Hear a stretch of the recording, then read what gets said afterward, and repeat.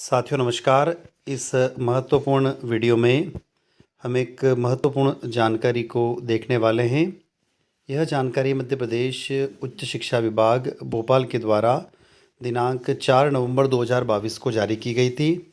यह वीडियो विशेषकर उन विद्यार्थियों के लिए है जो BA, BSc, BCom, BBA, BCA, बीएचएससी द्वितीय या तृतीय वर्ष की परीक्षाओं में अनुत्तीर्ण हुए हैं या किसी कारणवश उन्होंने पूर्व में परीक्षाएं नहीं दी है। तो इस लेटर में जो मेन पॉइंट दिए हुए उस मुख्य बिंदुओं की तरफ हम लोग चलते हैं और समझने की कोशिश करते हैं।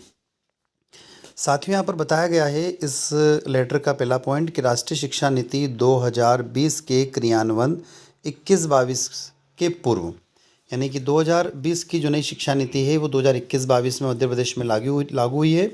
उससे पूर्व में जिन विद्यार्थियों ने स्नातक प्रथम और द्वितीय वर्ष की वार्षिक परीक्षा उत्तीर्ण की हो या पूरक प्राप्त वो है विद्यार्थी हैं या फिर वो परीक्षा फेल हो चुके हैं, तो उन विद्यार्थियों को नई शिक्षा नीति के अनुसार ग्रेजुएशन सेकेंड ईयर और फाइनल ईयर में प्रवेश दिया जाएगा। सीधी सी ये लाइन ये कह रही है।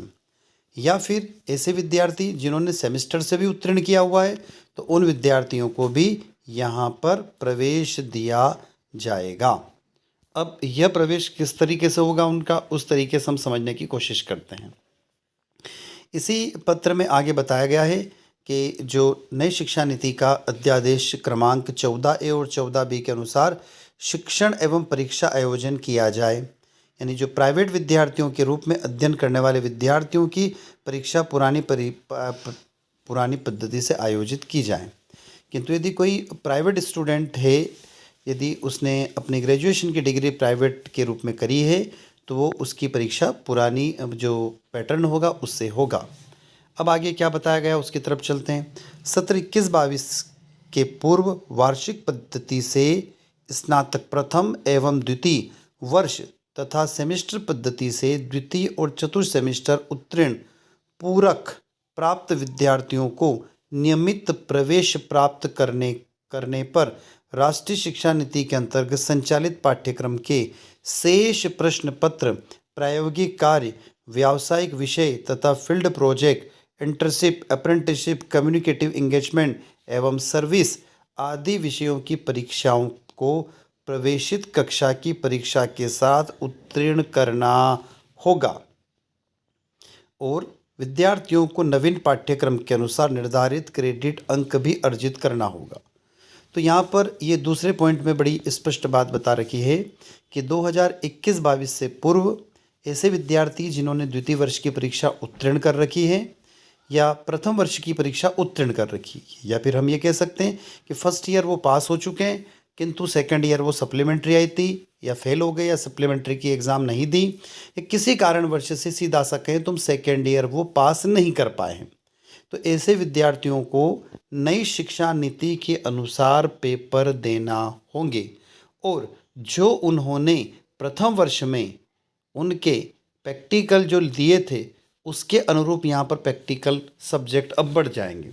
फर्स्ट ईयर में पुरानी पद्धति में जो आप लोगों ने ग्रेजुएशन उत्तीर्ण करी थी उसमें यदि हम लोग देखते हैं और जब आप सेकेंड ईयर की आपने परीक्षा दी थी तो उस सेकेंड ईयर की परीक्षा में आप लोगों के फील्ड प्रोजेक्ट, इंटर्नशिप या वोकेशनल कोर्स जैसे पाठ्यक्रम नहीं थे, पर नई शिक्षा नीति में इनको जोड़ दिया गया है।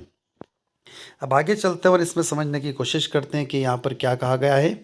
यहाँ पर ये बताया गया है कि तीसरे पॉइंट में सेमेस्टर या वार्षिक की पुरानी पद्धति से उत्तीर्ण विद्यार्थियों को ग्रेड प्रदान करने के लिए क्रमशः वरिष्ठ 1 और 2 के अनुसार समतुल्य निर्धारित की जाए, जिससे उनका परीक्षा परिणाम समान रूप से तैयार किया जा सके। कहने का मतलब ये कि इससे पूर्व आप लोगों के जो रिज़ल्ट आया था प्रथम वर्ष का पुरानी पद्धति के अनुसार उसमें मार्क्स आते थे, नंबर आते थे, किंतु अब जो नई शिक्षा नीति के अनुसार डिग्री जो तैयार होगी, आपकी जो मार्कशीट आएगी उसमें क्रेडिट पॉइंट और क्रेडिट अंक आएंगे, यानी ग्रेड पॉइंट और क्रेडिट अंक उसके अंदर आएंगे।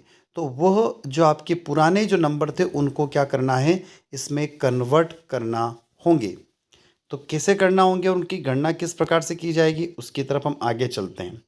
यहाँ पर यदि हम लोग देखें तो इस पत्र में आगे बताया गया है, यहाँ पर देखिएगा, इसमें लिखा हुआ है सीधा सा कि यदि किसी विद्यार्थी में इस लेटर को हम समझने की कोशिश करते हैं। यहाँ पर देखो, अध्यादेश क्रमांक 14B के अंतर्गत स्नातक द्वितीय तृतीय वर्ष में प्रवेशित विद्यार्थी हेतु गणना पत्रक, यानी ऐसा विद्यार्थी जिसने द्वितीय वर्ष की परीक्षा पुरानी पद्धति से नहीं दी है या फेल हो चुका है या तृतीय वर्ष की परीक्षा नहीं देगा या फेल हो जाएगा, तो ऐसी स्थिति में उनके लिए सिस्टम क्या रहेगा, तो उनका विषय मेजर जो सब्जेक्ट रहेगा वो प्रश्न पत्रों की कुल संख्या 2 होगी। अभी तक हम लोग देखते हैं जैसे कि आपके हिंदी का पेपर था, हिंदी साहित्य का, तो 2 पेपर होते थे। तो इस तरीके से मेजर के कितने पेपर हो जाएंगे, 2। तो 2 सैद्धांतिक प्रश्न पत्र होंगे और उनका क्रेडिट का मान कितना होगा, 12, यानी एक पेपर का क्रेडिट 6 अंक होगा और दूसरे का भी 6 होगा।